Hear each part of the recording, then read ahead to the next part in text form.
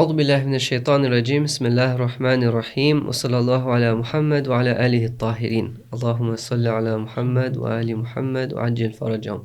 Dear brothers and sisters, Assalamu alaikum and welcome to the second session of our course from Ali alayhi salam to al-Mahdi alayhi salam. A course that's going to be discussing the concept of Imamah from various different dimensions and then zooming into the concept of Imam Mahdi in Islam, and then finishing the course on the practical aspect of it and how to bring all this together in our life during the time of Ghaibah.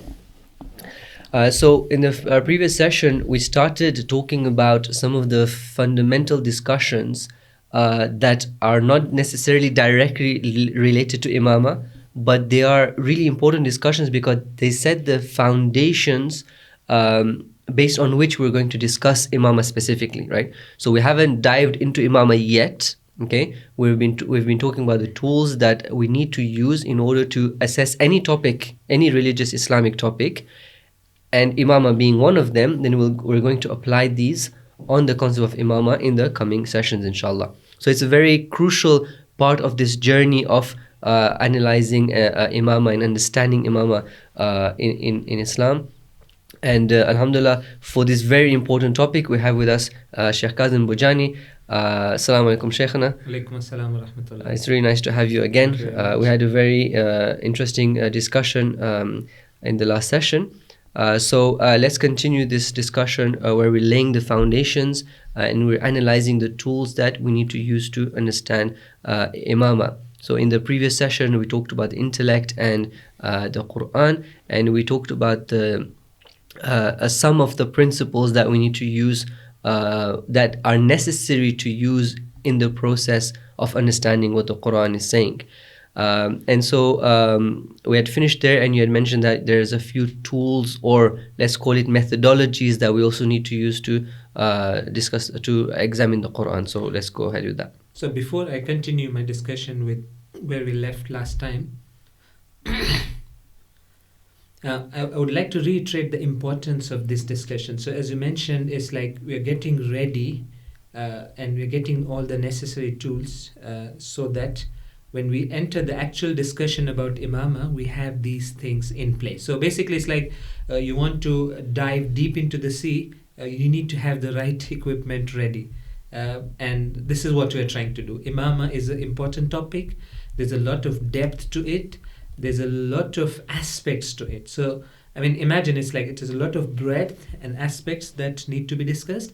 And each of that has a lot of depth as well. And you rightly said so that here you're looking at a 20-some hour course, and it might look like, oh wow, Imamah is so long, while we're really, if I say that we're scratching the surface and we're getting introduced to the many of the ideas which have much more detail to it, I wouldn't have exaggerated. So these discussions, fundamental in nature, are very, very important to have. So far we said that understanding any text, and right now we are applying it to the Holy Quran, has a certain methodology, and there are principles to keep in mind. So we spoke about these three very important principles.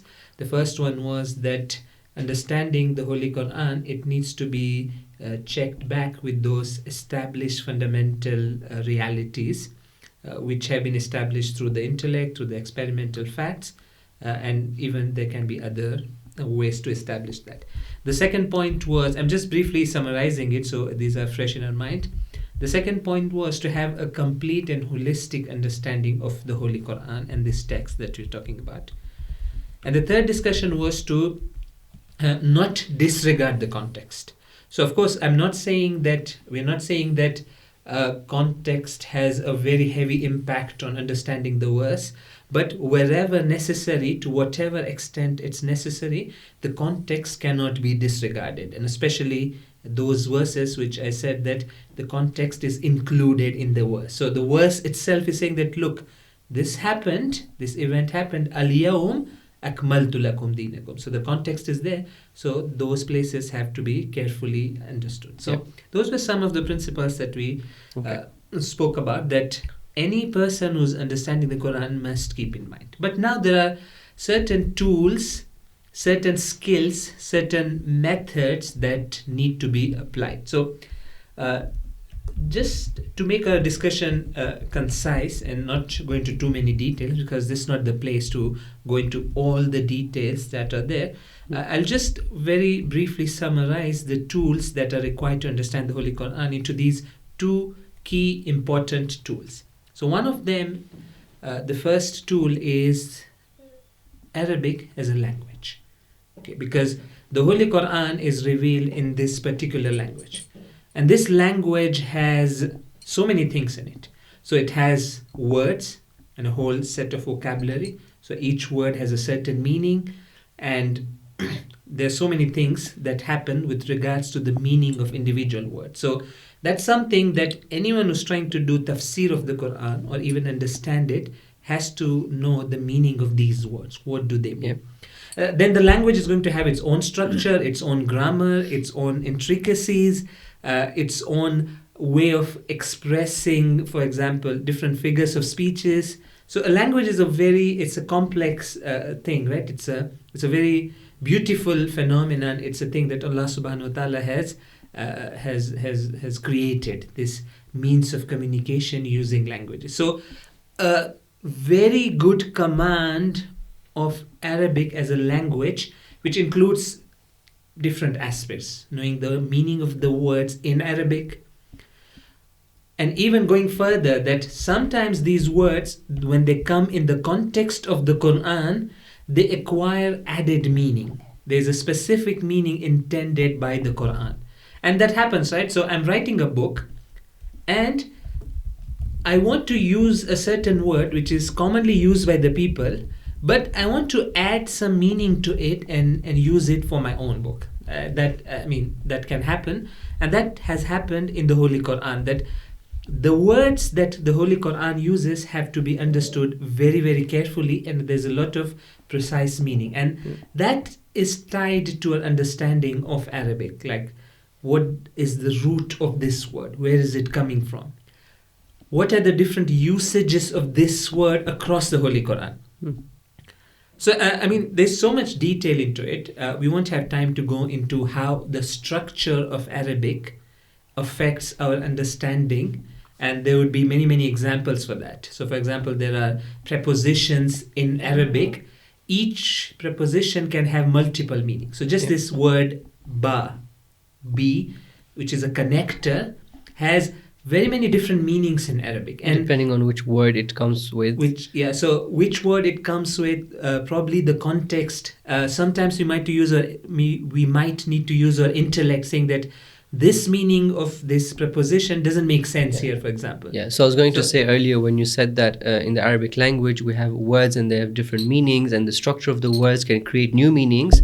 At the end, how do we decipher which one of them was intended by the speaker or the author? It goes back to the principles we had. Exactly. When you look at the variety of meaning from one word, whichever one makes sense according to the context within the verse, according to the intellectual context, according to the historical background, if there is one. Yeah, exactly. And even, for example, certain prepositions are only used with certain verbs and not with the others. In any language, it's like that. Yeah. So all that a person who wants to understand the Quran should be aware of. Yeah. So when you're saying that we need to know this Arabic, but as a layman, if I want to not know Arabic in all these details, I just want to follow translations.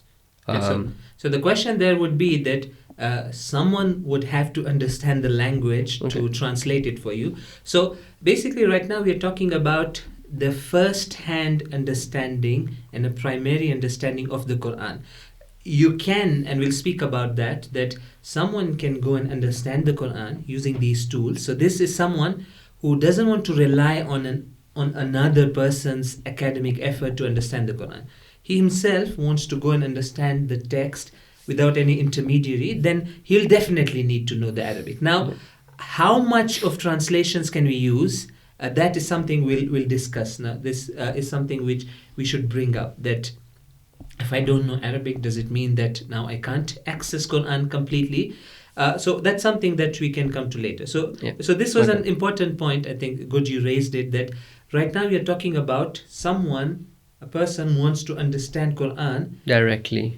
the way it is in Arabic, of course you need to know the language, the words, the structure, the prepositions, how they're used, and what is the actual intended meaning. I'll just give a very interesting example of how these things are done. So let me give you one very interesting example of how these words are understood and how they're tied to an understanding of Arabic. So let's take this word which repeats a lot in the Holy Quran, the word kafir. What do you Disbeliever. understand from it? Okay. So the regular meaning that comes to our mind is disbeliever, right? You pick up a good number of translations would render the word al-kafir as a disbeliever. Yeah. But when you go and refer to the Arabic lexicon, and what we mean by the lexicon is the lexicons of that time. So the dictionaries that were compiled in those days, The ones that represent more accurately what the so meaning was at that recording the time. meaning that was intended by people when they used to use this word. Word, So, and this is an important thing, right? That I can't pick up a modern Arabic dictionary and find a meaning of a word and they say that, and then say that this is what the Quran meant. No, we need to be careful because we're not absolutely sure that all words have retained their meaning. Probably a good number have, but you can't be sure. So we need to try and get the earlier sources. The original and the earlier sources where the Muslims took a lot of effort to record these meanings.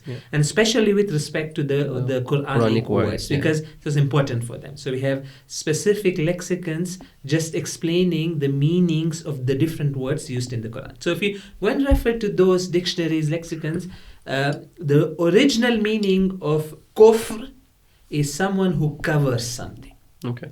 So covering something is technically the very literal meaning of this word. Yeah. But then what does that mean? That a kafir is something who covers something. Okay. So now this needs to be worked out. And now when you start working this out, there's so many technicalities involved. I'll just give you one example. It's interesting. So beginning of Surah Al-Baqarah, so the initial few verses, you reach a point where it says, "Inna alladhina kafaru sawa'un alayhim andartahum am lam tundirhum la yu'minun." Okay. So saying those who disbelieve. So it's now Quran is now describing who is a kafir. Okay, and this helps us to understand the meaning, right? So it says that you admonish them or you don't admonish them. It doesn't make any difference to them. They are like. Guidance won't have any effect on them. Now this is beginning of the Quran, right? And this is your first encounter with the meaning of the word kafir and kufr. You read this, you'll say that, okay, it's very clear, right? So kufr means those people who have reached such a stage whereby guidance doesn't have any effect on them. And in fact, this is the meaning that Allama Tabatabai mentions in Tafsir al-Mizan. Let me read this very small passage. So he mentions this verse and says, "Ha'ula'i qawmun thabatu alal kufr wa tamakkana al-juhudu min qulubihim." So he's saying that these people, which this verse is referring to, these people are those whom the kufr has sunk into their hearts. It's become part of them. And juhud, which means that denial and rebellion against Allah has become part of their qalb. Okay. So now, if I'm not careful, and I just said that, okay, this is clear, that kafir means someone who there's now no hope for him, and because of his own actions, he's reached a stage now, the guidance has no effect on him. Sawa'un alayh. So if you go by this understanding of kafir, we'd be making a mistake. This is not what a kafir is in the terminology of the Quran. So you just said Allah Matabadawi said that. Okay, so the interesting thing is he says this. He says that I just read, "Ha'ula'i qawmun thabatu alal kufr wa tamakkana al-juhudu min qulubihim." Then he explains that why am I saying this? Wa yadullu alayhi, what? This thing which Allah said, sawa'un alayhim. You guide them, you admonish them or not, it's the same for them. Then he stops a bit and then he says that لا يمكن استطراده في حق جميع الكفار. So he's saying that this state whereby guidance has no impact on this person, you can't say that all the kuffar are like that. Okay. So what he's trying to say here is that this verse is referring to a specific group of kuffar who have gone to an extreme limit in their kufr. Okay, then you may ask that, why do you say that? Quran is saying, الَّذِينَ كَفَرُوا سَوَاءٌ عَلَيْهِمْ. That means all the kuffar are like that. He mentions the reason. He says that, وَإِلَّا إِن سَدَّ بَابُ الْهِدَايَةِ. If you say that all kuffar are like that, all those whom the Quran refers to them as al-Kafir are such that guidance has no impact on them, then this would mean that the door of guidance is closed for them. وَالْقُرْآنُ يُنَادِي عَلَى خِلَافِهِ. If you look at the other verses of the Quran, so you see those same principles are coming. He's looking at other verses of the Quran whereby clearly the Holy Prophet is going and guiding the kuffar. In fact, the whole Islam came to guide the kuffar. And right? we have many examples where these same kuffar, at least some of them, would become Muslims. So see, this... So clearly the word kafir here, the meaning of it is not necessarily this very extreme meaning. So how do we ascertain these degrees of meaning? It's an academic effort. Allama Tabatabai, look, he comes and says something, then he says that, look, I'm saying that this verse means this, but this is not the meaning that can be applied to all the kuffar. And see, this precise understanding is so important to solve so many of the questions. That we have questions that, those people who are not Muslims, we call them kafir, right? They're not on the right path, they're not on the right religion. Do we say that they can never be guided? Do we say that all of them are going to the hellfire? Do we say that they're all bad and evil people? No, we're not saying that. Yes, there is a section amongst them, those oppressors, those perpetual evildoers. Yeah, they are those. And those who are kafir out of knowing the truth and denying it. That juhud which the Quran talks about. Yeah. So when it talks about the Fir'aun, it says that وَجَحَدُوا بِهَا وَاسْتَيْقَنَتْهَا أَنفُسَهُم. That they denied the truth, they rebelled against the truth whilst they knew that this is the truth. Yeah, that's a dangerous path to take.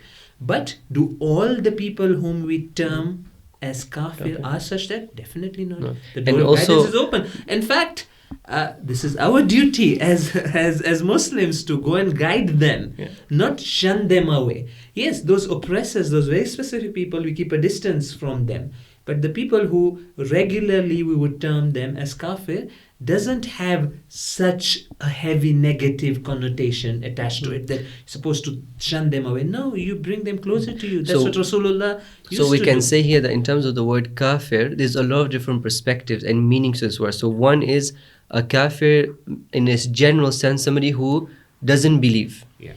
But then a kafir can also be a terminology, it can also be referring to those who, going back to its linguistic sense, those who cover the truth intentionally, and those are the ones who cannot be guided. Yeah. And then you have the kafir in the fiqh sense of it. Exactly. And then you have when we say that all the kafirs will go to hell, it's not considering the kafirs who are ignorant, so the mustad'afin, for example. And then you have let me just add one more, when you're saying that and fight the kuffar, fighting the kuffar doesn't mean all those who are not believers. It's talking about specific group of people. This shows that one word in the Quran, it's so heavily linked to the literal meaning, which means covering, but it acquires so many different forms and it reflects itself in so many different ways.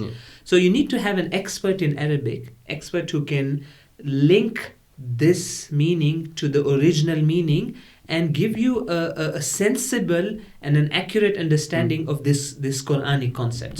So this is what we need to do. It's an expert who not only knows, can refer back the meaning back to its linguistic original meaning, but also know the terminologies that are used. Because sometimes some of these words become terminologies to mean something completely different to its original meaning.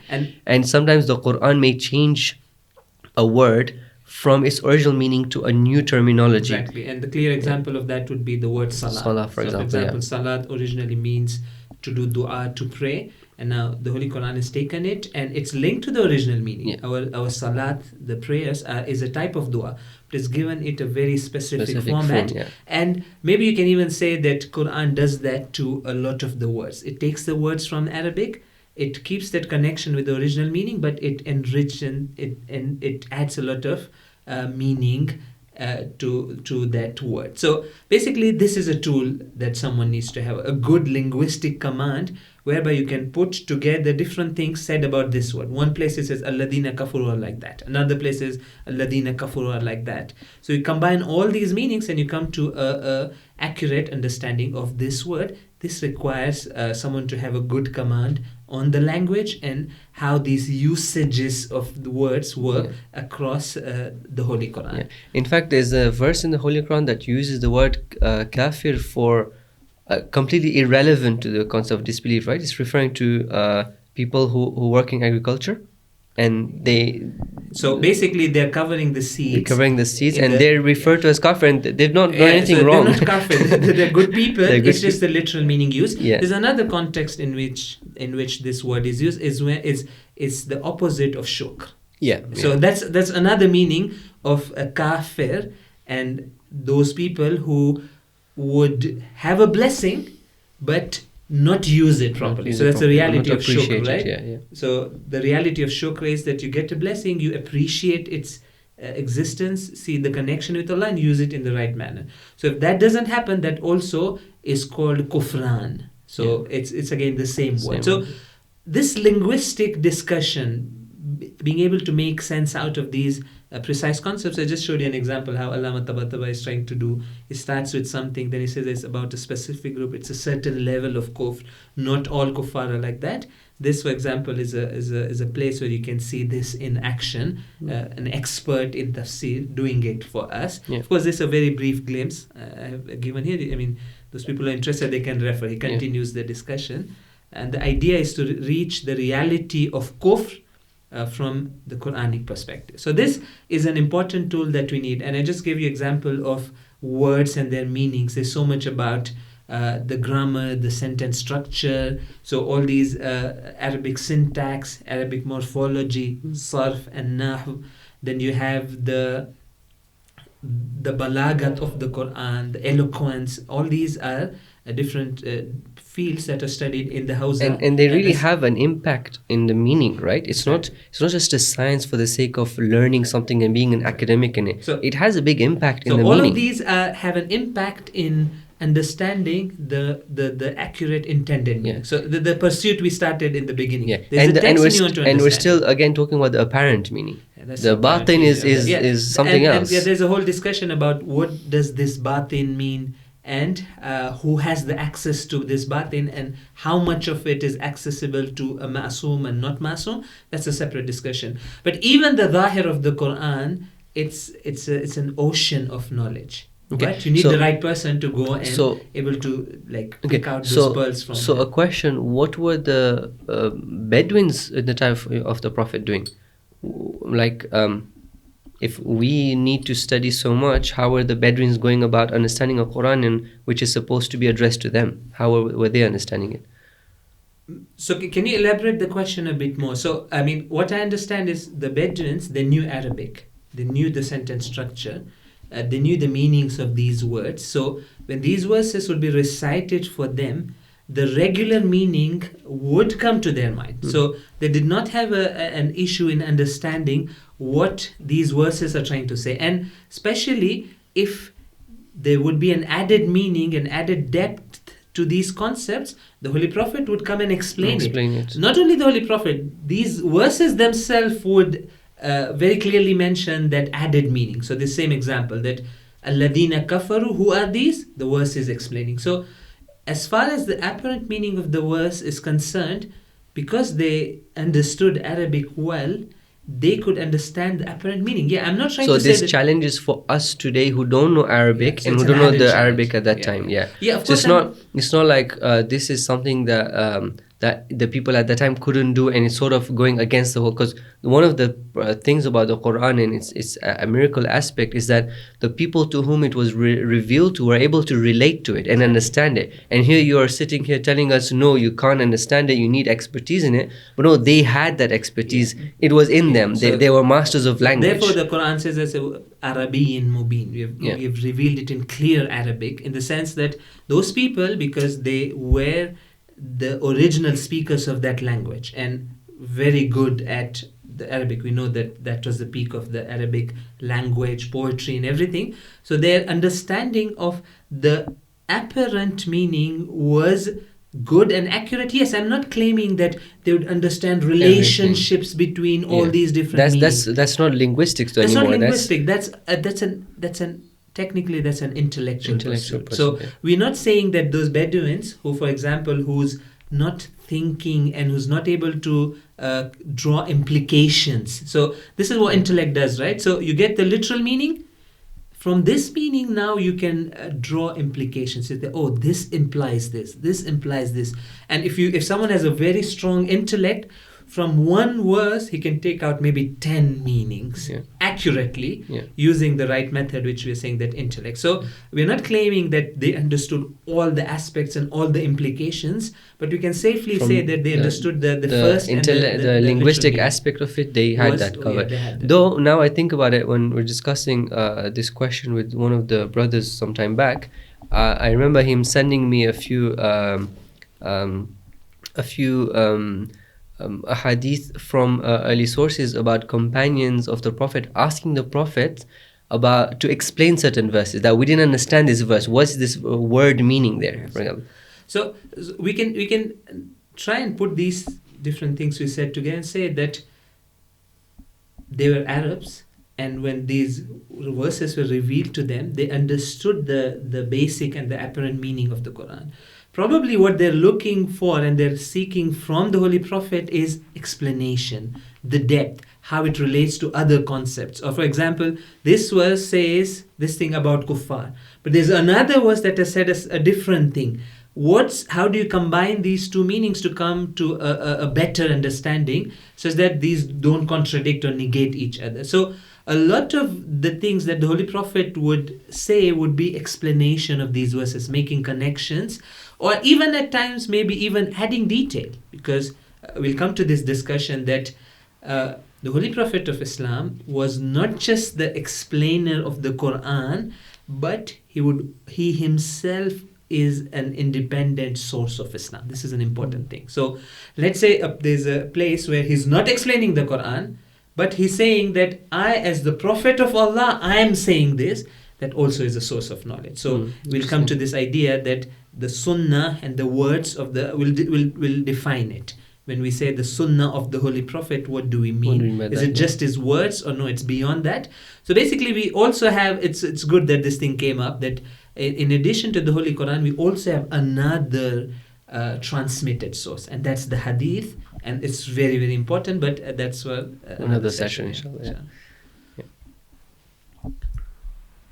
So I think this I think we'll not go in more detail regarding this first tool, which is having a good amount of expertise in Arabic. I'll just quickly move. Do we have time, or should we take a break right now and then we come back? Let's continue for another few minutes, and then we'll take a break. Yeah. So what I'll do, I'll just mention the second tool. The second tool might be slightly technical in nature. I'm trying to avoid technical terminology and trying to give examples and explain this. And that second tool, which is very, very important to understand the Holy Quran, is a science, is a field of study studied in the Hausa by the name of Usulul Fiqh. Okay. Usually they translate it as Principles of Jurisprudence. Okay. You may wonder, what has fiqh to do with Quran and tafsir? So and Imamah. And Imamah, yeah, I know. I'll have to make several connections and build this gap to make it very relevant for our discussion. So Usulul Fiqh is a study which started with this idea that we have this science called fiqh.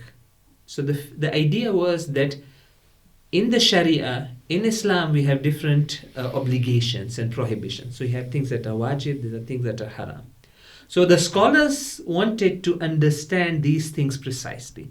So they would refer to these sources of Islam, so Quran and the Hadith, and they would work out these details of Islamic Sharia. For example, are prayers obligatory or not? Is Hajj wajib or not? On whom the Hajj is wajib? What are the conditions of Hajj? So the regular ahkam that we studied, it's discussed in a science called fiqh.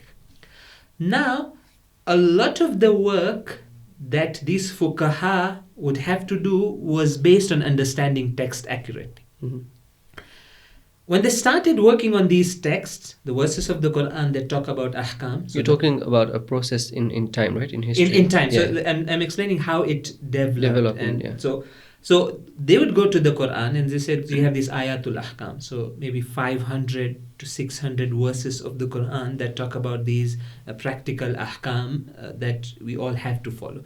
They would go look at this, they look at the ahadith, and using this, they would try to arrive at a conclusion and give fatwa based on that. So they would say, they'd write that this is how you should act, this is how you should pray. So this was the basically coming to a scholarly opinion on what the Quran is saying about it. So basically, it was a similar pursuit whereby they wanted to understand some verses of the Quran and also a lot of hadith, because majority of our ahkam are from the ahadith, right? And it's an important thing to note.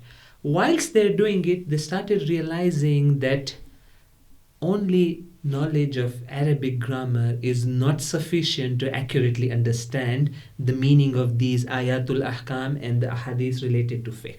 So what they started doing, they started developing a whole new set of tools and principles that will help them to understand the text even more accurately, one step further than just the meaning that we get using the Arabic grammar. I know if I don't give an example, it's not going to become clear. So let me start with an example, and this is going to help us. So the Holy Quran is full of commands. Okay, it's full of places where the God is commanding. Yeah, do's and don'ts. Do's and don'ts, and usually they come in the form of commands, right? So it comes and tells you. So I'll give you, for example, it says, Aqimus salat, establish prayer. Wa atuz zakat, give charity. It's a command, right? Okay. Let me give you another example. Wa jahidu fi sabilillah, do jihad in the way of Allah. Okay. So the question is, okay, let me ask you here that if I just know Arabic grammar and the meaning of these words, and if I ask you, let's say you know the meaning of these words, and I ask you, what do you understand from this? When Allah says Aqimus salat, what does it mean? Establish prayer. Yeah, establish prayer. It's telling me to establish prayer. It's Yeah. telling me to establish prayer. Question, does it make it wajib? Is it part of Sharia or no? And when I say wajib, it means that if I leave this out, I'm entitled to divine punishment. He can forgive me, but it gives a certain right to Allah to say that, look, this was your duty, you should have done that, and you did not do your duty, now I can punish you. Of course, if there's no repentance and all that. So I would say, I think a general person would say, seeing that Allah is the one saying it, from His authority and the fact that He owns us, technically, when He's saying that, I understand that I have to do it. So if we just use our common understanding of language, and in any language you say that if there's a command, especially from God, definitely that should mean that it's an obligatory thing, right? Yeah. And there's a prohibition, that would mean that it's a haram thing. Okay, so far so good.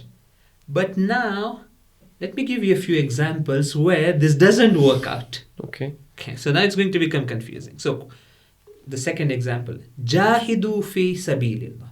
Okay. Question, is it obligatory on every single person or not?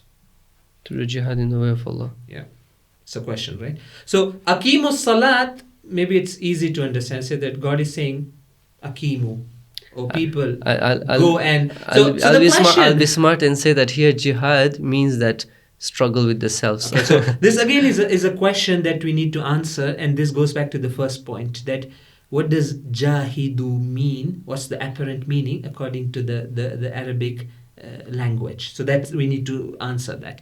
But let's say I say that jahidu here means all types of jihad. We don't restrict it to the internal jihad and external jihad. And probably with the context, at least in some of the verses, you can clearly say that it's talking about that physical external jihad. Yeah. Question, it's saying jahidu, it's addressing everyone should go. But when you look at how the fuqaha have understood this, many of them said that it's not wajib aini, it's kifai. Okay. Question, why? What's the reason? On what basis are they saying that? Are you like going away from the literal meaning? The literal meaning saying jahidu. I'm saying all of you go. Okay, why do you say? So this question. Let me make things even worse for you. Okay, so there's another verse in the Quran that says, إِذَا قُمْتُمْ إِلَى الصَّلَاةِ فَاغْسِلُوا وُجُوهَكُمْ وَأَيْدِيكُمْ. The verse of wudu, right? Okay. So the meaning is that when you want to recite prayers, go and do wudu. It's a command. Fagsilu wujuhakum aydiyakum. It's a way of saying that go and do wudu. Okay. Question: if someone does not do wudu and does not pray, is he entitled to double punishment? Because he's forsaken two commands. One command is fagsilu wujuhakum, the command to do wudu, and the other command aqimus salat. So there are two commands. At one place Allah is saying aqimus salat, and another place Allah is saying fagsilu wujuhakum.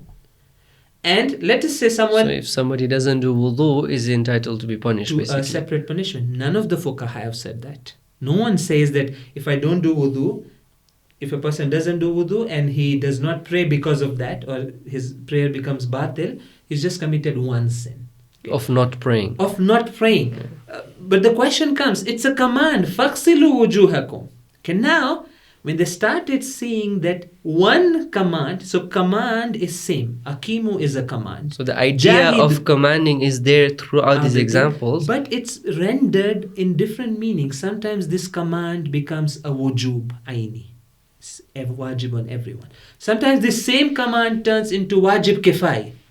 Sometimes this same command turns into something that's not even independently wajib. And in fact right, there's no punishment for it. And right now I'm thinking of another command. Allah says, Kulu washrabu. Okay, yeah. So exactly, I was coming to an example whereby there's no obligation. So excellent, you brought this example. This is much more clear. I had another example. Allah is commanding me to drink, so I'm going to... So basically saying, Kulu washrabu wa la tusrifu. Kulu is a command. Does it mean it's obligatory for me to, for example, eat something during the day? Because it's kulu, right? How do I obey it? No one has understood this command like this. The question, where do you answer these kind of questions that commands in general, what do they mean? How do we understand So it needs to be studied, basically. It needs to be studied. Because we're seeing commands in all these examples, but they happen to have different meanings. Yeah. So we need to sort of sit down and try to get our heads around why do they have different meanings? What makes them give different meanings? Is it very random or there's a certain procedure? There are ways to say, for example, look, jahidu fi sabilillah is wajib kifai. Yeah. And Kulu washrabu is not even any obligation. Yeah. It's telling me something else. Yeah. You can at the most say that it's encouraging me to stay healthy and benefit from Allah's blessings. And it's trying to tell me don't do Isra. That's the primary point. I guess the main thing about creating a whole discussion and a science behind this is to formalize it and make it unbiased, that I shouldn't bring my own biases to the Quran and feel, okay, you know what, jihad fi sabilillah, I don't want to go to there, so we'll make it kifai, you know? Yeah, so that was the exact point, that they wanted the fuqaha. So it started with fiqh. And the fuqaha trying to understand these ahkam in a very accurate manner, but they developed something called usulul fiqh, principles of jurisprudence. So they wanted to do jurisprudence fiqh, tell us what our practical duties are. They saw that these kind of questions, we need to deal them somewhere, okay? Because they're coming everywhere. Every other verse, every other hadith is a command. So I need to come out of this setting of fiqh. Okay, go in another room and just talk about this idea that commands in a language, what are the different meanings that they can give? And therefore you have this whole big section in Usulul Fiqh discussing awamir. Okay, so those who have studied usul al-fiqh, they have an idea of that. So there's a big, huge chunk of discussion that's going to answer all these questions.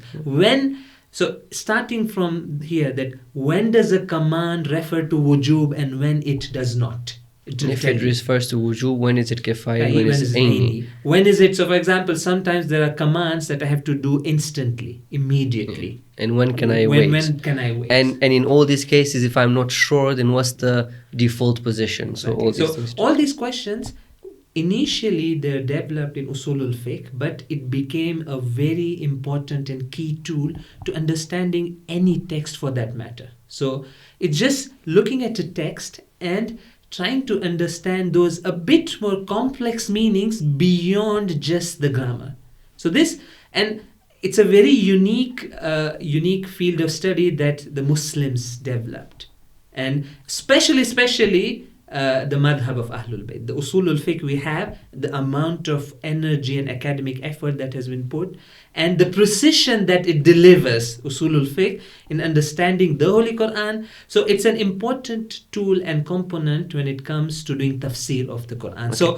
Okay. So you cannot have a mufassir who hasn't formally studied usul al-fiqh and can't make sense out of these things. And believe me, you can make big blunders if these principles of usul al-fiqh are not understood and they're not applied. The meaning can completely go in a manner that, you use the right word, disaster. That's what we are headed towards. Yeah. And I would end this by saying that, look, we've been speaking about the principles that we need, the tools that we need. You need to know Arabic. You need to know morphology. You need to know all these things. You need to know principles of jurisprudence. If you combine all of this together, I can summarize it by saying that you need expertise. You need training at least. So you need to learn the knowledge and you need to practice it and get strong at it. So that very Shaykh, precise understanding has to come from the experts. It's very important point to note. Yeah. And I would say this here that we have faced a lot of damage and problems because of people lacking expertise, thinking that they're experts, or thinking there's no need for expertise. There's no need for expertise. Some cases thinking that they are experts whilst they did not have formal training. Their credentials wouldn't be approved by the top experts. It's important, right? Like, I cannot go to a doctor about whose credentials I'm not sure. At least if he's claiming to be a doctor, I should get like 2-3 doctors I should speak to them that is he okay, or he just faked a degree? Tell me, it's my life and death. So this is a key matter that we need to be aware of. So it's important. So there's a few questions on this, definitely. I'm not going to let you go saying that we need to follow the experts and then not question you on that. But we'll take a quick break, and we also want to quickly link this to our discussion of Imamah. So we digressed into usul al-fiqh and into fiqh, but how is this linking to understanding aqaidi matters, especially the matter of Imamah in the Quran? So we'll discuss this. Let's just take a quick... I have interesting examples for that, so I'll bring it up we continue after this. Sure. So let's take a short break, inshallah, and we'll be back in a few moments. So see you in a bit.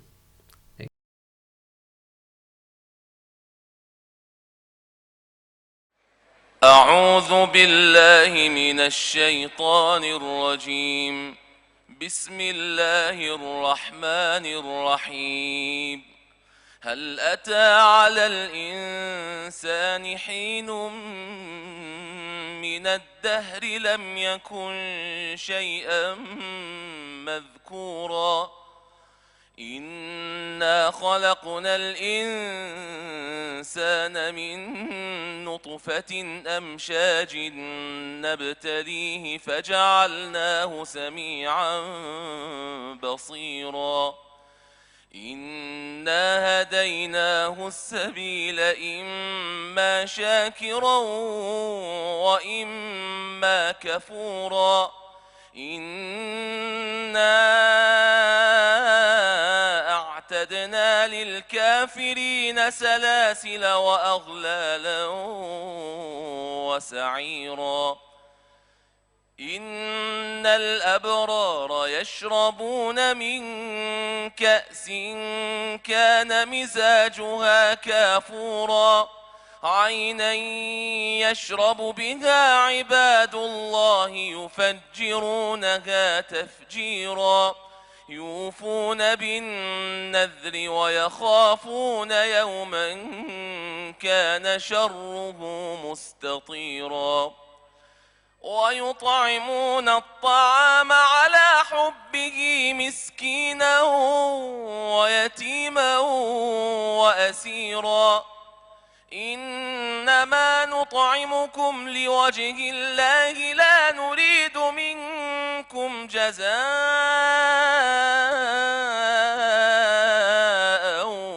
ولا شكورا إنا نخاف من ربنا يوما عبوسا قمطريرا فوقاهم الله شر ذلك اليوم ولقاهم نضرة وسرورا وجزاهم بما صبروا جنة وحريرا متكئين فيها على الأرائك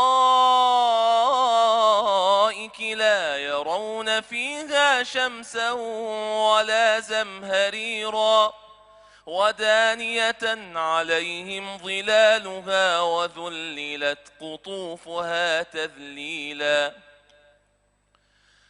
ويطاف عليهم بآنية من فضة وأكواب كانت قوارير من فضة قدروها تقديرا ويسقون فيها كأسا كان مزاجها زنجبيلا عينا فيها تسمى سلسبيلا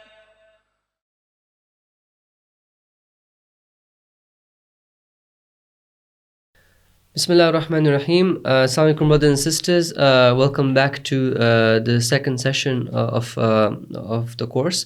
So we were discussing with Shaykh Kazim of different things regarding how we should approach the Quran, and we were talking about the second tool that we need to use to approach the Quran, to understand the Quran accurately, which is the usulul fiqh. For now, what we're going to discuss with Shaykh is this usul only limited to fiqh, and which is what Shaykh mentioned earlier, is a study that grew across the years when the fuqaha would discuss certain principles that allow them to derive laws from the Quran as accurately as possible. And this science obviously developed to become more and more accurate until what we have today, where it's really expanded itself. So we went into usul al-fiqh, but the brothers and sisters have come here for Imamah. So that was the point that I was coming to. So as I mentioned, I was just giving you a historical background of how things started. But it happens many times, right, that because of a certain need, a certain science or something is developed, and when it starts developing, they start realizing that, oh, it's something I can use it in other places as well. It happens in science, right? So a person who, for example, discovered formula of a chemical compound, for example, he was just working on a certain chemical reaction, and he said that, oh, wow, I've found this amazing chemical reaction, only to realize that, oh, the same thing can be used in so many other places. Yeah. It's like a discovery that allowed them to use it in so many different settings. So the same thing happened with usulul fiqh. It started with the idea of understanding these verses so that the practical ahkam could be understood accurately. But once this tool was developed, it was realized that it's actually those general principles for understanding any text. So these same principles which are discussed in usulul fiqh, for example, the example I was giving, that look, when there is a command, it can have so many different meanings. This same idea can also be applied in matters related to aqeeda, for example, which are mentioned in the Quran. So you can use the same tools and principles to accurately understand that when Quran is asking us for a certain thing related to our aqeeda, how do we understand it? So these same tools would come. Of course, usulul fiqh is a diverse area of study. So I gave example of commands.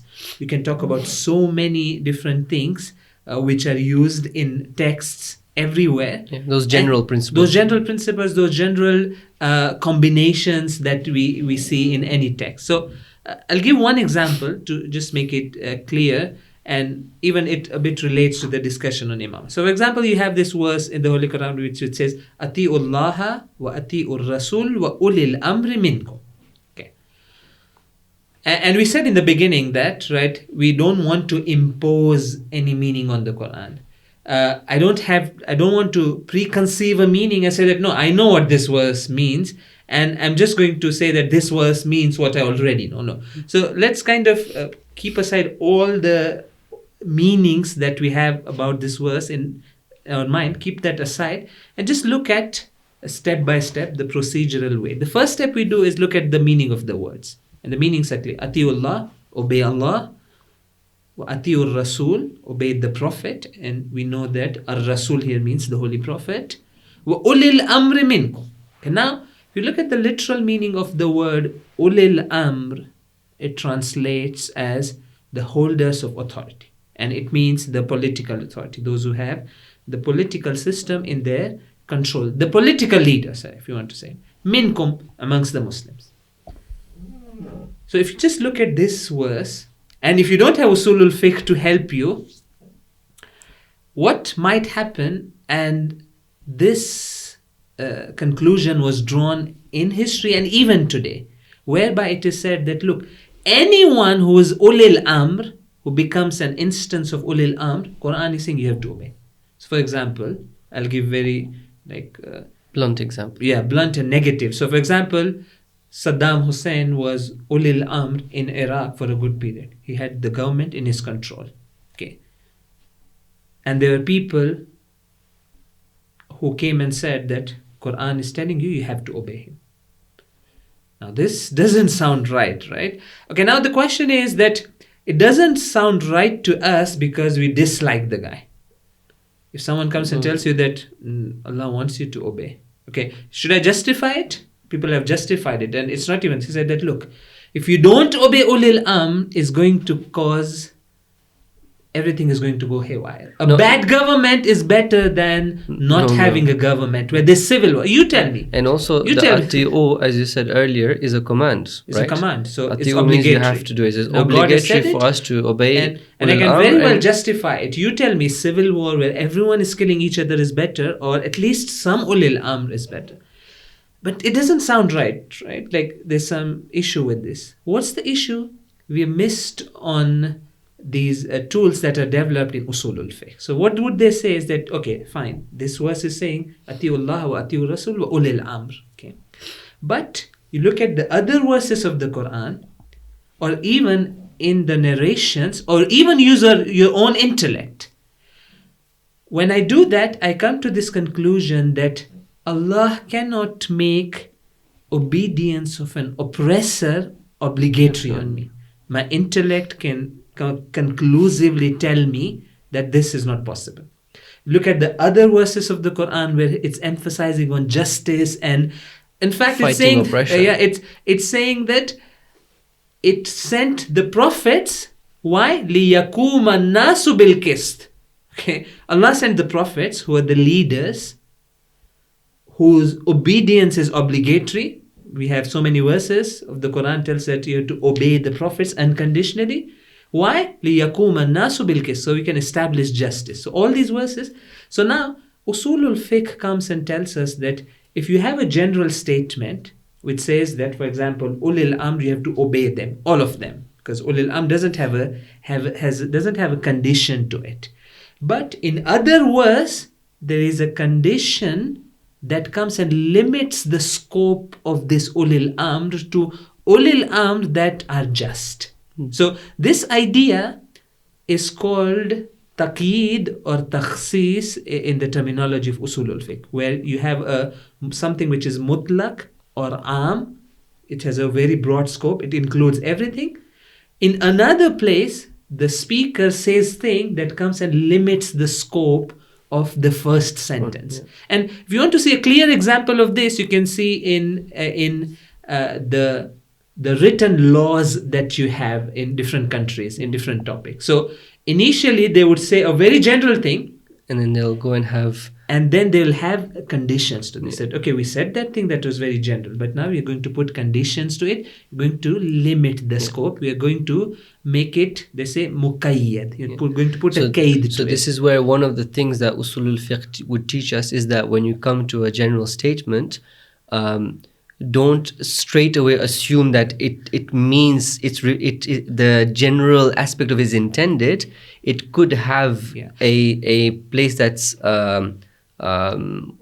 reducing the scope of it. And I guess Usul al-Fiqh will also teach us when are the occasions when we can take the general aspect of the verse. Exactly. So for example, one of the things that they say is that if you have a general statement in the Quran, you can't take it with its all the generality. You have to search for a conditioner of that. So you have to go in all the verses of the Quran, and I would add to that, you have to go in all the authentic ahadith. We'll speak about that, what's authentic and what's not authentic. And then after, let's say, you went through all of the Quran and all of the hadiths and you didn't find something that would limit the scope of that thing, then you are okay. Yeah. Then now you know that the intended meaning was the general meaning. Yeah, there's nothing. And this goes back to what we said earlier, I think at the start of the session, where we want to understand the holistic mindset. So this is a technical way of getting that full understanding, and this technical way is taught to us by this science and discipline called the Usulul Fiqh. So there's so many examples. So for example, again, so let me just clarify this Usulul Fiqh. The terminology is a bit misleading because it's Usulul Fiqh, but we also use it in aqeeda, we use it in akhlaq, these are the principles of understanding Quran and Hadith in different ways. Now, obviously, the very detailed, minute details would differ in the different fields, but the general understanding is the same. A very clear example is that Quran comes and says, "Ahallallahu al-bay." We have made halal bay, trade, buying and selling. Okay, it's general, right? It should mean any type of buying and selling. Any commodity I can sell, right? If you take the general, Quran is saying buying and selling is halal. Okay, immediately says وَحَرَّمَ الرِّبَا. So it's saying that, okay, I just said that bay is halal, but there is a type of bay, there's a type of buying and selling. If that buying and selling leads to riba, of course there's a certain meaning of what riba means in buying and selling. If a buying and selling transaction leads to riba, that's not permitted. What you would do, you wouldn't insist that no, Allah has said that ahallallahu al-bay and this is mutlaq, this is general, it includes all types of bay. No, you would say that no, the verse is saying that no, limit. So in this case, the condition is attached to the general statement. So all these in other cases, it's detached. So muttasil and munfasil. So this idea of having, we don't use the technical terms a lot, but you have this mukhassis, which is limiting the scope, which is muttasil, is attached. But at times you'll have ahallallahu al-bay, you'll have an authentic narration telling that bay'ul khamri haramun, for example. Buying and selling alcohol is haram. What it does, you combine these two, you have a general thing which says all types of buying and selling are halal. You cut this one portion, say that no, buying and selling and alcohol is haram. And this shows, we'll discuss it in more detail, but this really shows how the Quran and the teachings of the Prophet and the Ahlul Bayt as an extension go hand in hand. They are part of that whole. And we'll later, if we get chance, we'll in our next session we'll come to this idea, because it's out there. People are discussing that, this idea that if there is anything in the hadith that goes against the Quran, then we don't accept that hadith. Now this needs to be carefully defined. What does it mean by against? It means? So this is a good example. So for example, the Quran says ahallallahu al-bay, that buying and selling is halal. Hadith is saying buying and selling alcohol is haram. It's against the Quran, right? Okay, discard that. Now from tomorrow, go and start. Everyone would be happy. Like they'd say that, oh, okay, man, we can buy and sell alcohol. we know this is not a right conclusion. So The there's a methodology is wrong, specific yeah. meaning intended when it is said that if there's something against the Quran in hadith, that we have to discard that hadith. There's a specific meaning, but we'll come to that. It's an Yeah. important So we'll come to that discussion, that inshallah. we'll have later, inshallah. Yeah. Makes So I sense. think. So can I mention? We can't go. Yeah. Like I think we stop our discussion on this usulul fiqh and some of these very important principles. And you mentioned it rightly. Some of the scholars have said that it's not actually usulul fiqh. This part, it's actually usulul fahm. These are the principles of understanding text, but those very general ones. And it's a unique science, and it's very interesting. It gives you a lot of insight into understanding text accurately, and you can even use it in your day-to-day life. It's quite useful too. So let me quickly just give another example related to our aqeeda. So we have, and this is where all these components that we've been talking about come together basically. And usul fiqh is that thing that brings all these things together. So for example, we have a verse of the Quran that says, if you believe in Allah and the Day of Judgment, and you do good deeds, then you get paradise. Does this mean that getting paradise, all you need is these two components of belief, just Allah and the Day of Judgment? Is it exclusive? Okay. If we don't have a correct understanding, then we happen to hit this verse of the Quran, because we're not used to reading the Quran from start to end, right? We just open the Quran says, once in a while, and you found the right verse. Like, okay, just believe in the Quran and Allah and the Day of Judgment. But we find in other places of the Quran where it says, no, actually the belief necessary for salvation is actually belief in Allah and the Day of Judgment, but it adds three more: the Prophet, the books, and the angels. Yeah. Wow. And so who all knows, of a there sudden, can be other things that exactly. are added by other verses and probably even by hadith. Exactly. So what tells us necessary that for this salvation. verse that has these five is also exclusive to this? When this guy happened to hit these five, the other one happened to hit those two. Maybe there's another place in the Quran that adds one or two or three or four or more elements of belief that are also important for salvation. Exactly. Just that it hasn't brought it in that verse. And Usulul Fahm helps us to put these together and know when to take a generalization, when to make something exclusive, when to not making exclusive, and so on. And this, you're very right, that so heavily affects our understanding of the verses of the Quran. And there's a big, knowing Arabic is not sufficient. Mistakes can happen if these intricacies are not taken into consideration. This is a very good example that, so the only way I would be able to safely say that this is that exclusive list of things needed for salvation is when I've gone through all of the Quran and all of the hadith, because hadith is also a source of religion, and I have enumerated all those pieces which in different places have been mentioned to be necessary for salvation. Yes, then you can say that, okay, these 6, 7, 8, 9, 10, I've gone through all of it, and now these are the ones necessary for salvation. I can't just go and say this was just mentions belief in Allah and the hereafter, and therefore I don't need anything else. There's no that exclusivity in that specific one. So, and Usul al-Fiqh would discuss all these things in detail. Okay, so now let's move on. And you mentioned something that I think would be a bit disturbing for many people, and it's been in my mind. I want to keep bringing it up, but now is the right time. Is you keep saying that we need experts. So are you now, so I want to challenge you on this. Are you suggesting that understanding religion, and actually religion is only for the experts, only for the ulama, and it's not accessible to the lay people? So this is one of those difficult and tricky questions. And the way to answer that is saying that it's yes and no. So it sounds fancy also, right? So the question is a very important one, that on one side, I think it should be clear for my audience that we've spoken so much about the tools needed, the principles that need to be applied.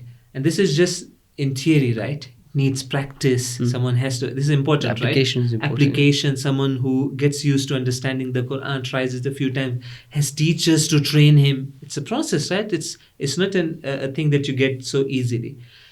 With all that being said, I'm sure everyone would agree that definitely you need expertise to understand the Holy Quran. So the least you need is time. Yeah, you need a lot of time in your hand. Yeah, you need a lot of time in your hand. And even in the external world, we see this, right? Like, who has managed to write a good accurate tafsir. Someone who's given his, life to Quran, right? It's not an easy thing. Someone who's read Quran so many times, he's thought about it, he knows Arabic grammar, he refers to the lexicons, he knows usulul fiqh, he's trying to put this. Look at how Allama Tabatabai is careful. He starts with the verse, he mentions the meaning, then says that, look, but there are other verses that are saying that all kuffar are not they're close to guidance, so I need to put these pieces together. There's a lot of technical thing happening. He's trying to put things. That's the nature of knowledge. So I think on one side we should now agree. This is the reality on ground. Basically, we're dealing with text, and this is what we need to do. And I would say that how many lay people do we find that have actually been able to go through the Quran cover to cover enough times that they're able to make these relations. Yeah. And we said you cannot just pick a verse from the Quran randomly and make huge conclusions out of it. You'll get a certain amount from it, but you can't just go and make conclusions and start building your whole life just because you read the Quran.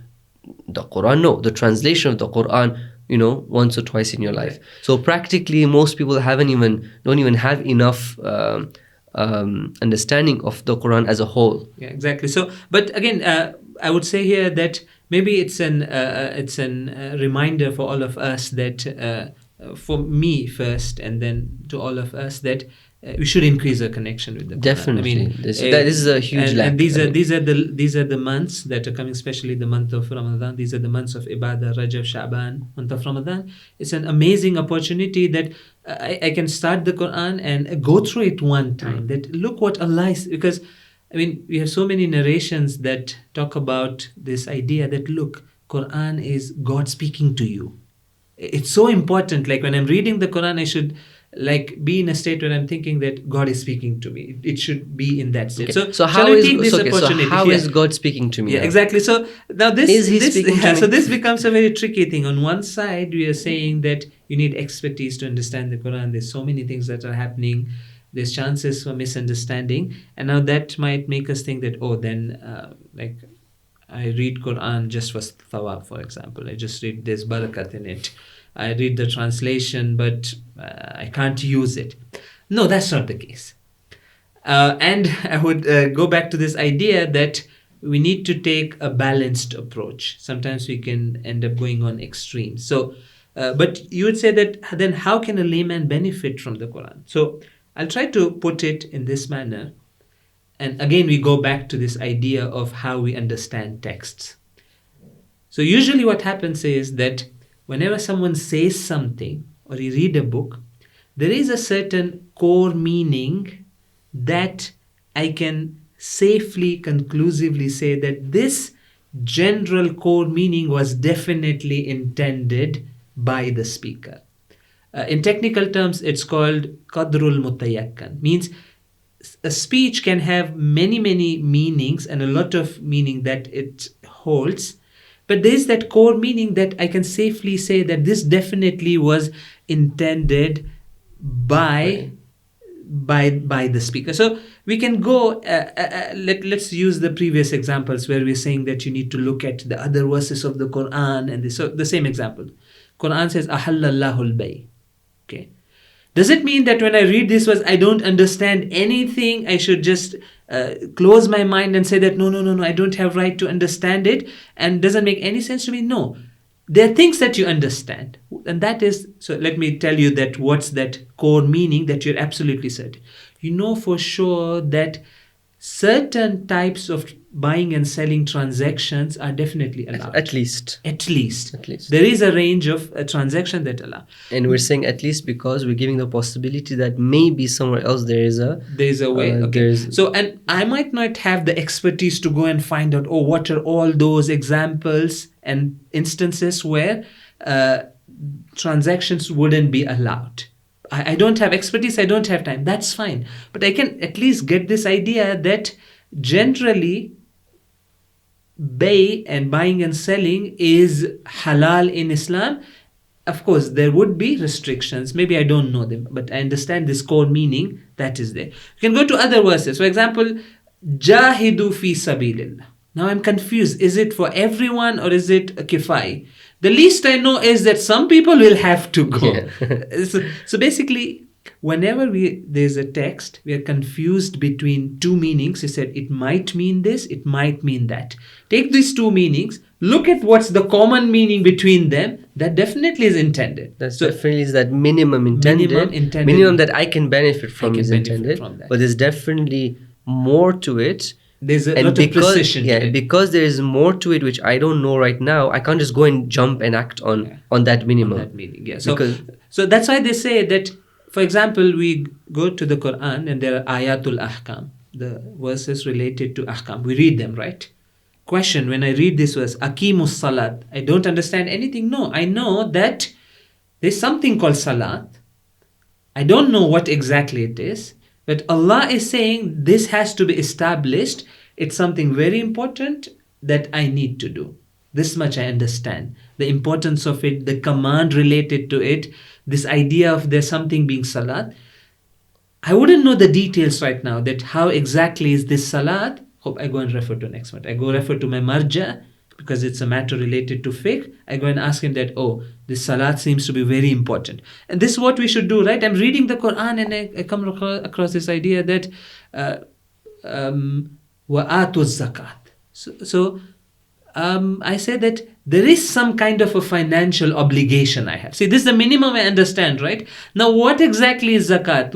How much of it is obligatory? What items zakat applies to? I don't have expertise. I don't have time to find out in details. Of course, I have time to go and refer to the risal of my I have to make time. There's a minimum amount we need to put time for knowledge. So this is a way to come to that middle ground, whereby on one side we say that knowing all the details, very accurate meaning, complete meaning, we need experts. Definitely need.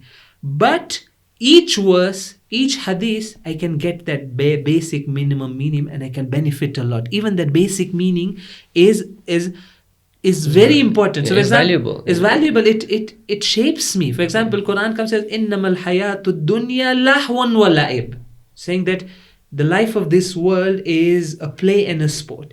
The least I know, I can understand is that I need to be careful. There are dangers in this, like drowning into dunya. Okay, but what's that exact meaning of lahaw and la'ib? And what's the difference? It's an interesting question, right? Like, why does Quran use two words? So lahaw and la'ib. La'ib means play and sport.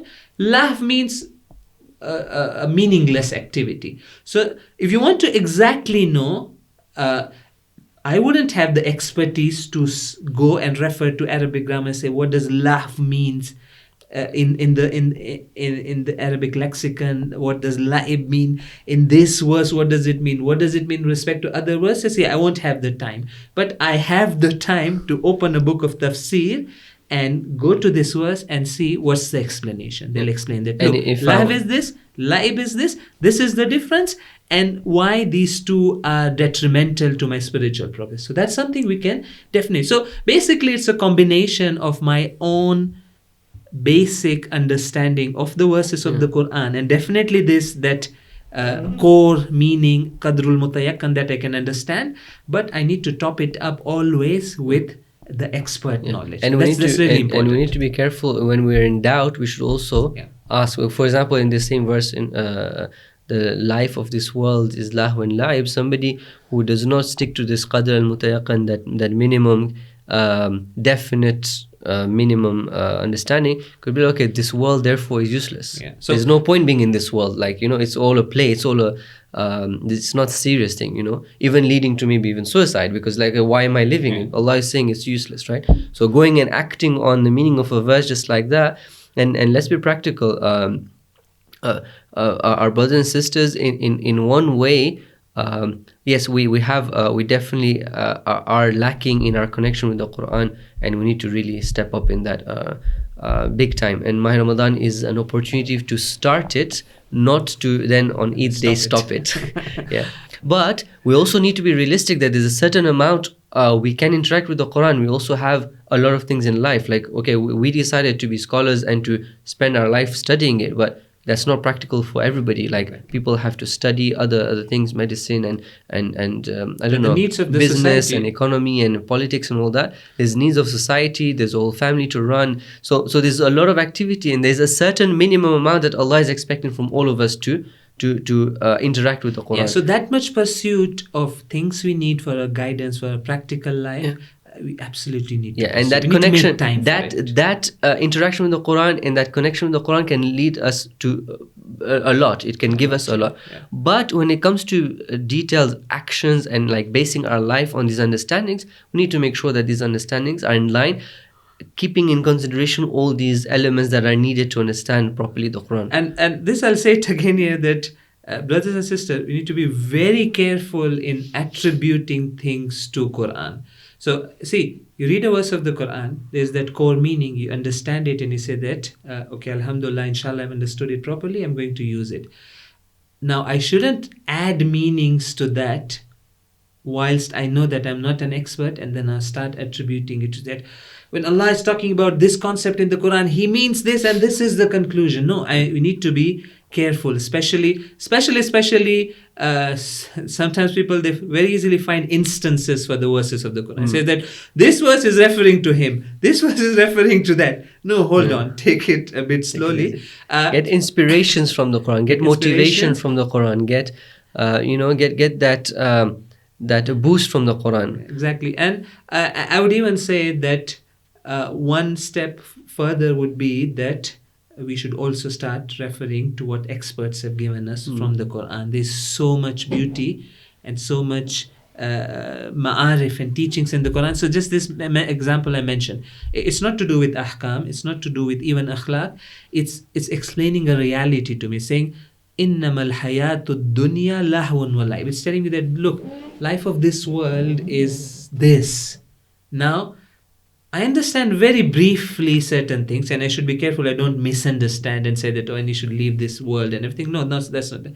But if I go to a good tafsir and understand what this lahw and la'ib is, and what exactly it does to me, believe me, like our lives as believers would be so much more meaningful and enriched. So we need to even take steps to go to the experts and listen to them. And just like the people at the time of the Prophet would go to the Prophet to ask him what does Allah really mean by it and explain and expand on it, we have the warathatul anbiya, the ulama who are trying to get the knowledge of the prophets and the imams and giving it to us.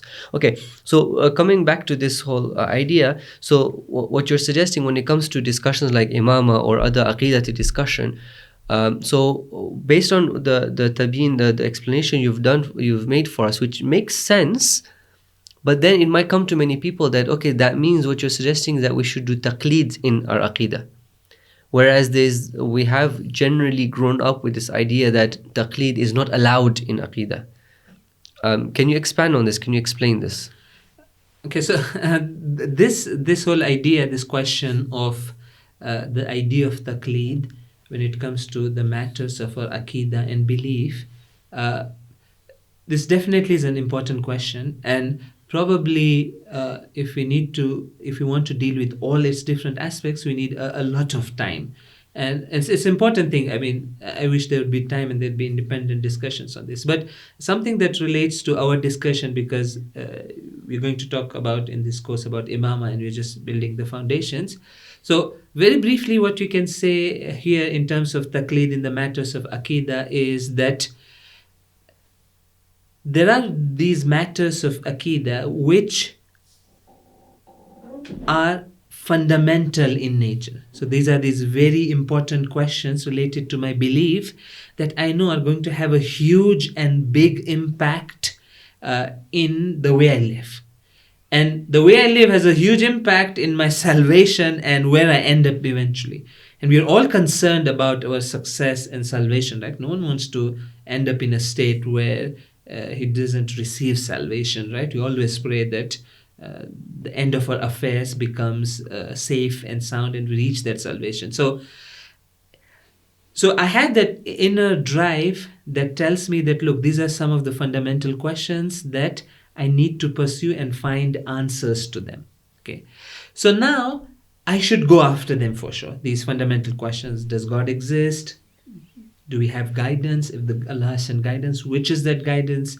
The idea of following the right religion, all of these I need to pursue, and I need to convince myself. I need to understand that this is the right thing.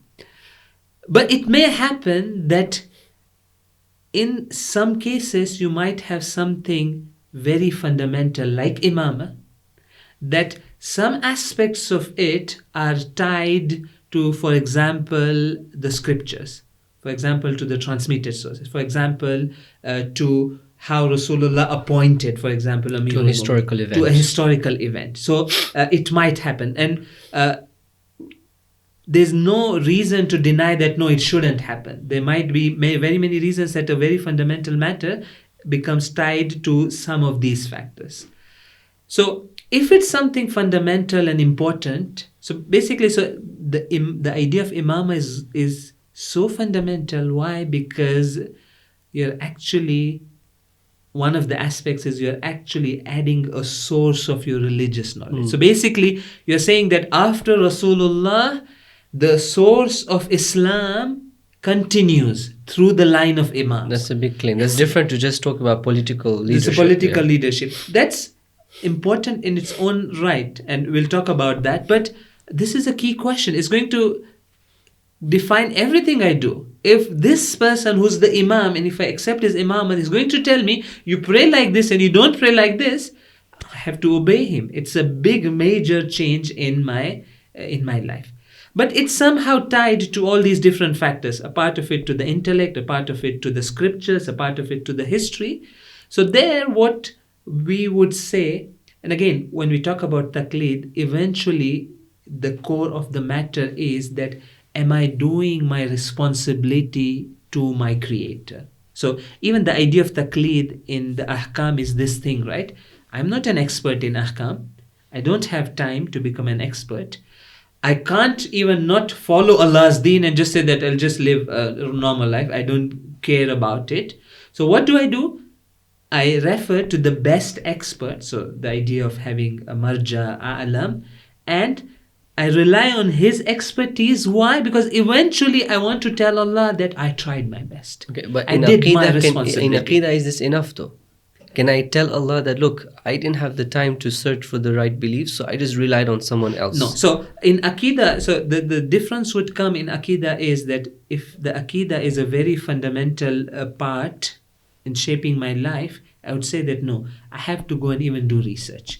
Even if it means that that research is based on a bit of historical facts, a bit of things to do with our scriptures, a bit of it with the intellect. And that's one of the reasons that we are bringing this this course is being organized, that let's go to it. It's a fundamental matter. Let's understand it, even if it means taking help from experts. Exactly. So here it wouldn't be a taqleed of experts. It would be getting help of experts to get out the facts, hear their arguments, and seeing that if these arguments make sense together, do they form something strong or not.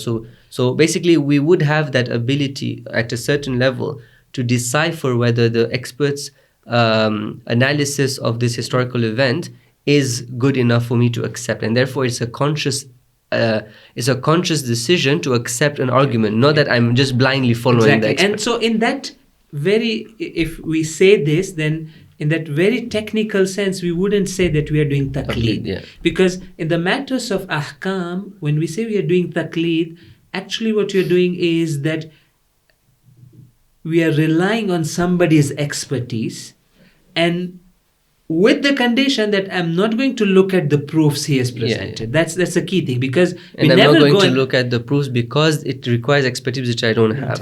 But in the discussion we talk about right now, we talk about those aspects that, yes, an expert comes and presents the arguments to me, he brings the facts out, but I do have the ability to decipher if it's correct or not. So this is very nicely put, that this part, one part of the discussion has to come from the experts.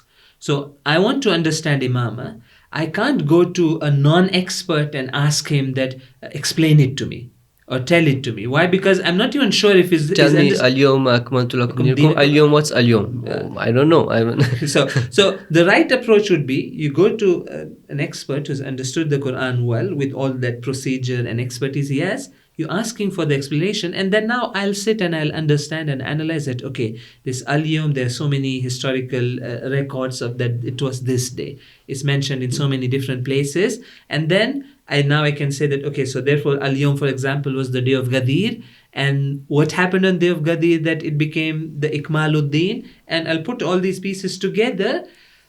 The least that's expected, and this is important, is that the main and those general important parts of Imamah, I should establish myself. Yeah. That what is the disposition of Imam, who are the individual Imams, because their individuals are important, right? Because this individual I'm supposed to obey, for example, or his source of my religion. So that I need to establish. But let us say there's a very, very specific matter of Imamah, very theoretical, doesn't have any practical implications. So for example, just this idea that the Imams in their day-to-day lives, would they commit an action? So forget about sins. So sins would say that they're infallible. So would they do something which would be an inadvertent mistake? Like by mistake, I put my hand and this glass fell. Would Imam do that or not? Yeah, would Imam do that or not? Doesn't matter. Doesn't matter. So we would definitely say that he won't commit a sin. We'll have an explanation and the thing for it, and intellectual and both. But this idea that without intending, would he make like a regular mistake? Like this, I mean, by mistake I put my hand and this glass fell. Yeah. Would I be held responsible if I don't answer this question? No, it's not a big You deal. wouldn't be, because you've gone into a very, very specific... Yeah, there might be answers. There might be narrations that speak about it. Yeah. But so that core matters of Imamah would have to be not taqleed in that sense, that because just someone said it. And that's, I guess that. that's probably why when Shia scholars discuss Imamah and at least the fundamental aspects of Imamah, they usually bring the different scholars' arguments. Says, look, these are what they're saying. This is what we're saying. You be the judge. Exactly. You know, Exactly. Does that make sense or does this make sense? Yeah. The facts, everybody's brought the same facts, so we're all clear on the facts. For example, Ghadir happened and so on. You be the judge, basically. When you say you be the judge, it's not taqleed anymore. Yeah, it's right? trying to It's lead using you the expert's information to then make an educated conclusion. They would never write the issue of Imamah in their Risala and say that I've done my research, I've concluded that these are the 12 Imams, these are their names, and that's it. You need to believe because I'm an expert. No. Yeah. In the particular matters of fiqh, this is what we would do. Yeah. For the reasons that are there in its own place, discussed in the discussion Ishad and Taqlid. But the good way to summarize it would be this. So in one way, if you really insist, you can call it, for example, Taqlid, because you're benefiting from the expert. But from another angle, it's not that Taqlid that we do in fiqh, whereby we don't ask for the reason and the argument and explanation. And that was a very good point I think you made, that the Shia scholars always have approached the issue of Imamah in a fashion where they're presenting the argument, where they're trying to convince, they're trying to make it tangible and understandable. For even the Shias, when they would speak, they would teach them that, look, the Imams are there because of this reason, this reason, this reason. And even when they would discuss with those people who did not accept Imamah, it was always a presentation of proof by an expert. So that I think is an important point that you made. Okay, so I think the time is over. Okay, I think in terms of the Holy Quran and how it's understood, I think we tried our best to speak about so many different matters. So now we're going to actually apply some of these things when we're analyzing the Imamah from the Quran. We need to keep some of these things in mind. So for example, the fact that just by taking one or two verses, we can't just come to conclusions. Exactly. We need to look at the context, and we're going to apply all of this, inshallah, in that session with Shaykh Ali, inshallah, discussing this. So there's only one discussion that remains that will continue, and that's also an important discussion, is that as an extension from the Quran, we have this idea of hadith and the person of Rasulullah sallallahu alaihi wasallam also being the source of religion. And if the Imamah is established, then that idea of hadith even extends to the 12 Imams. Okay, for now we won't I'm not going to emphasize and focus on the hadith from the 12 Imams, and that will come later. If you establish their Imamah and establish that as Imams they're also sources of religion, then the same discussion can that relates to Rasulullah, that his words being also a source of religion, would apply to them as well. So this is a discussion that we need to have, that we can't say hasbuna kitabullah. I don't know, I put it like this, that Quran leads us to another source, and it's a rather important source, and how do we approach it? And there are some issues that should be discussed regarding hadith as a source of religion. So maybe we will have we'll discuss that, inshallah. We'll discuss that in more details. Thank you so much, Shaykhana. Thank you very much. It was a very interesting discussion. Brothers and sisters, inshallah, the discussion was beneficial. We hope to continue one more session to lay the foundations, and obviously the foundations of hadith and ilm al-rijal is an important foundation for the discussion of Imamah specifically.